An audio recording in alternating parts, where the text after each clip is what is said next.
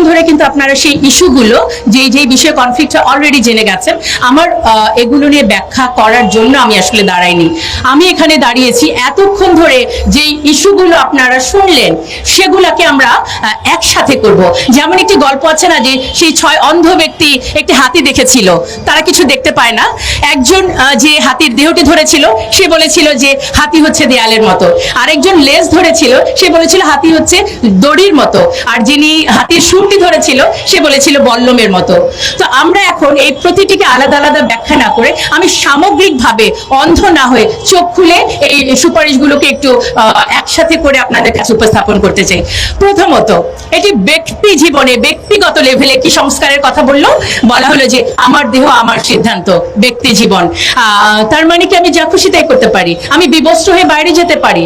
যদি এটাকে অধিকার মনে করেন তাহলে যখন আমি হিজাব পরি তখন আমাকে পরীক্ষা কেন্দ্রে বাধ্য করা হয় নেকাব খুলতে, তখন আমার সেই অধিকারটি কোথায় গেল? এটি নিয়ে কিন্তু আমার কমিশন কিছুই বললেন না। এবং এই ব্যক্তি জীবনে স্বেচ্ছাচারিতাটাকে তৈরি করার পর তারা হাত দিলেন পারিবারিক পর্যায়ে, সমাজের সবচেয়ে ক্ষুদ্রতম ইনস্টিটিউশন। কি হলো যে মানে পুরুষকে করা হলো আমার প্রতিপক্ষ। এবং আইডিয়াটাও কিন্তু সুন্দর, পুরুষের ক্ষমতা ভাঙবো, সম অধিকার আনবো। কেন আমাদেরকে পুরুষের প্রতিপক্ষ করে দিলেন? আমরা তো ক্ষমতা ভেঙে আনতে চাই নাই, আমরা তো একে অপরের পরিপূরক ছিলাম। এবং কি হলো, বলা হলো যে মেরিটাল রেপ একটি বিষয়, যে শব্দটিকে এখনো বলা হচ্ছে। এবং আমি বিনয়ের সাথে বলছি, ঘটনাটি কিন্তু সত্যি সত্যি সমাজে কোনো কোনো ক্ষেত্রে আছে। বিষয় হচ্ছে যারা এটি করছেন, যে পুরুষ এটি করছেন, তিনি কিন্তু মানসিক বিকারগ্রস্ত, তার যেমন চিকিৎসা দরকার। এবং ফিজিক্যালি অ্যাসাল্ট যখন মহিলারা হয় তারা কিন্তু অবশ্যই নারী নির্যাতন মামলায় যেতেই পারেন। তাহলে ফৌজদারি মামলা কেন? একটি দাম্পত্য জীবন ধ্বংসের দিকে নেওয়ার জন্য এটা যথেষ্ট। এবার চলে আসি হচ্ছে যে শিক্ষা ব্যবস্থা। শিক্ষা ব্যবস্থার আগে আমি একটু সম্পদ নিয়ে বলতে চাই, এটিও তো পরিবারের ইস্যু। বলা হলো যে সম্পদ এখন সমান সমান পাওয়া যাবে। কত সুন্দর, নারীদের এত বড় সুযোগ পাওয়া। আমরা বলতে চাই ইসলাম আমাকে যে অধিকার দিয়েছে, আপনারা তো আমাকে সেই অধিকারটিকে নিশ্চিত করতে দেন নাই।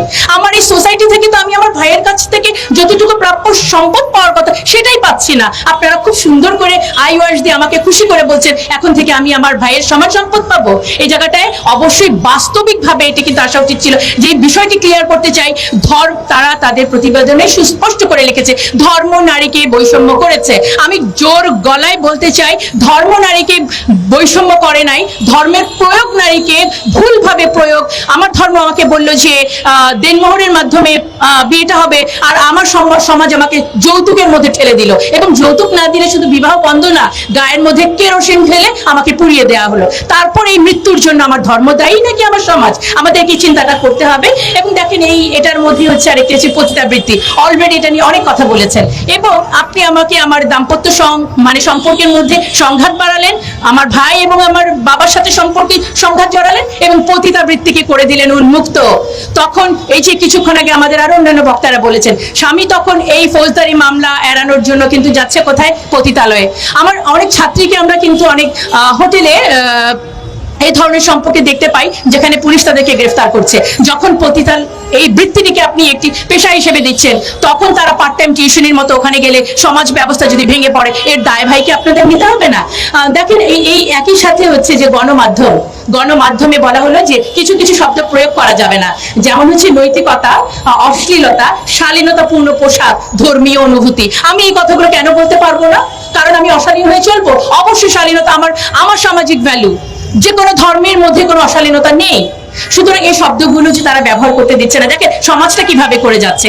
এবার সমাজের আরেকটি উপাদান হচ্ছে শিক্ষা। সেখানেও বলা হলো সম্মতিতে যৌন মিলন সংক্রান্ত পড়ালেখার বিষয়টাও থাকবে। তাহলে আর বাকিটা থাকলো কি? দেখেন এবার যদি এখানে আরেকটা শব্দ, জেন্ডার স্টেরিওটাইপ, কোনো কথা বলা যাবে না। যেমন হচ্ছে ঘরের কাজ শুধু নারীরা করবে, এই কথাটা বলা যাবে না। এবং বলা যাবে না নারীরা ধূমপান করে না। আপনারা একটু চিন্তা করেন, ধূমপান তো কারো জন্যই সুস্থ না, ভালো না, তাহলে কেন শুধুমাত্র নারীদের কথাটা এটা বলা যাবে না? এভাবে করে ব্যক্তি জীবন, আমার পরিবার জীবন, সমাজ জীবন কিন্তু তার এই কমিশনের মাধ্যমে, সুপারিশের মাধ্যমে এটি ধ্বংস হওয়ার পথে। এবার আমি চলে যাচ্ছি রাষ্ট্রীয় পর্যায়ে কি হচ্ছে। পার্বত্য চট্টগ্রাম কিন্তু আপনারা শুনে ফেলেছেন যে এটা দিয়ে কি হবে। এছাড়া আরো যেটি বলা হয়েছে যে আন্তর্জাতিক যত সনদ আছে, যে মানে আপনার সিডো এবং পিএফ এ যত সনদ হয় এগুলোকে আমাদের পার্লামেন্টে পাশ করে দিতে হবে। আমরা যদি স্বাধীন দেশ হই, কোনোভাবেই আন্তর্জাতিক কোনো সনদ মানতে আমরা বাধ্য নই। সেখানে প্রত্যেকটা দেশ তার রিজার্ভেশন রাখতেই পারে। সেই আন্তর্জাতিক সংস্থার সনদ আমরা এভাবে করে মেনে নিব যারা মানবাধিকারের নামে অমুসলিমদের সমর্থন করে এবং ফিলিস্তিনের মতো জায়গায় যখন এভাবে মৃত্যু হচ্ছে, যে সংস্থা চুপ করে থাকে, আপনারা তাদের প্রেসক্রিপশন যদি বাস্তবায়ন করতে বলেন, অবশ্যই আমাদের অবস্থান এটার বিপক্ষে। আমাদেরকে আমি পুরো বিষয়টাকে হাতি দেখার মতো, একসাথে দেখার মতো কেন বললাম? কারণ হচ্ছে এটি একটি পাশ্চাত্য প্রেসক্রিপশন মানে ইমপ্লিমেন্টেশনের একটি ছক। সেটি কিভাবে? দাতা সংস্থা, আমরা জানি যে নিউ ওয়ার্ল্ড অর্ডার নামে একটি সিচুয়েশন সামনে আসবে, যেখানে মূল বিষয় থাকবে দেয়ার ইজ নো রিলিজন, ধর্ম বলতে কোনো কিছু থাকবে না। আমাদের শিক্ষা ব্যবস্থায় কিছুদিন আগে ট্রান্সজেন্ডার ঢুকানো হলো, এখন ধীরে ধীরে আমাদের নারীদেরকে পতিতালয় থেকে পুনর্বাসন না করে এটাকে উন্মুক্ত করে দেওয়া হলো।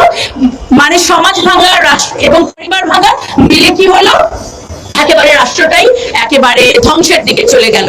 এবং জুলাই আন্দোলনের যে ফল পাওয়ার জন্য আমরা এখানে আরো একবার দাঁড়িয়েছি, বারবার দাঁড়িয়েছি। আজকে আমরা বলতে চাই যে জুলাই আন্দোলন নারীদেরকে যে আপনারা উপেক্ষা করলেন, আমরা যে বৈষম্যটাকে অর্জন করার জন্য এতগুলো প্রাণ গেল, আপনারা সেটা মূল্যায়ন করলেন না। এই কমিশনের যতগুলো সুপারিশ আমাদের সামাজিক মূল্যবোধ, আমাদের ধর্মীয় মূল্যবোধ, আমাদের একটি সুস্থ সুন্দর জীবনযাপনের জন্য, নারীকে ক্ষমতায়নের নামে শুধু আপনারা প্রদর্শনীর জন্য বলেই দিয়েছেন, বিনোদনে একেবারে 50-50% তাদের প্রদর্শনী থাকতে হবে। আমরা 300 আসনকে 600 আসন করে কি লাভটা হলো? আমরা মমতাজ এবং শমিকা এসারদের মতো আরো কিছু সংখ্যক আমরা নেত্রী পাবো। বাট এটাই কি আসলে নারীর পলিটিক্যাল এম্পাওয়ারমেন্ট? আমাদের নারীদেরকে গুণগতভাবে, শিক্ষাগতভাবে, প্রযুক্তিগতভাবে উন্নয়নের দিকে নিয়ে যেতে হবে। এবং এই যে আন্তর্জাতিক যে পায়তারা, যে একটি দেশকে ধর্মর একটি ইস্যু ধরে এবং ধর্মীয় মূল্যবোধকে শেষ করে নারী পুরুষকে প্রতিপক্ষ বানিয়ে, পরিবারগুলো ভেঙে, সমাজ ভেঙে একটি রাষ্ট্রকে একেবারেই মুসলিম রাষ্ট্রগুলোকে যেভাবে করে শেষ করা হয়। আমি যে আমাদের যে বর্তমানে ডক্টর ইউনূস আমাদের অত্যন্ত শ্রদ্ধেয়, তিনি যেভাবে দেশের হালটি ধরেছেন, আমি এই মুহূর্তে মনে পড়লো যে নারীদেরকে আমরা ক্ষমতায়ন করতে চাই। গত পার্লামেন্টে আমরা কি দেখলাম? আমরা দেখলাম আমাদের প্রধানমন্ত্রী, স্পিকার সবাই নারী, কিন্তু ওনার মতো ফ্যাসিস্ট নারী নেতৃত্ব তো অনেক পুরুষের মধ্যেও নাই। তার মানে কি আপনারা বলবেন যে শুধুমাত্র নেতৃত্বে, ক্ষমতায় সংখ্যা বাড়িয়ে দিলেই নারী ক্ষমতায়ন সম্ভব? সুতরাং আমরা আমাদের উপদেষ্টা এবং এই বর্তমান প্রশাসনের কাছে বিনীতভাবে অনুরোধ করব, কমিশনের রিপোর্টগুলো সমালোচিত হয়েছে যে কারণ এটি একটি ইনক্লুসিভ কমিটি হয় নাই। 90% মুসলিমের দেশে, এখানে অবশ্যই ইসলাম সম্পর্কে বিশেষজ্ঞ কারো থাকা উচিত ছিল, এবং তারা বলেছেন এই রিপোর্টটি একটি কিছু সংখ্যক মানুষের জন্য। সুতরাং আমরা আজকে দাঁড়িয়েছি, কোন কমিশনের রিপোর্ট শুধুমাত্র কিছু সংখ্যক মানুষের জন্য হতে পারে না। নারীর জন্য রিপোর্ট সেটি হবে যেটি সার্বজনীন। এবং আমি আমাদের আবার এই প্রশাসনকে বিনীতভাবে অনুরোধ করতে চাই, একটি সর্বজন গৃহীত কমিশনের মাধ্যমে এবং কোনো ধরনের বৈষম্য তৈরি না করে, সমাজকে অস্থিতিশীল না করে, আমার রাষ্ট্রকে যদি এগিয়ে নিয়ে যেতে চান, নারীর পার্টিসিপেশনকে যদি সত্যি আপনারা মূল্যায়ন করতে চান, তাহলে আরেকটি কমিশন করে এবং সত্যি সত্যি আমাদের সুন্দর কিছু গুণগত মান উন্নয়নের জন্য সুপারিশ করবেন। জি, ধন্যবাদ সবাইকে।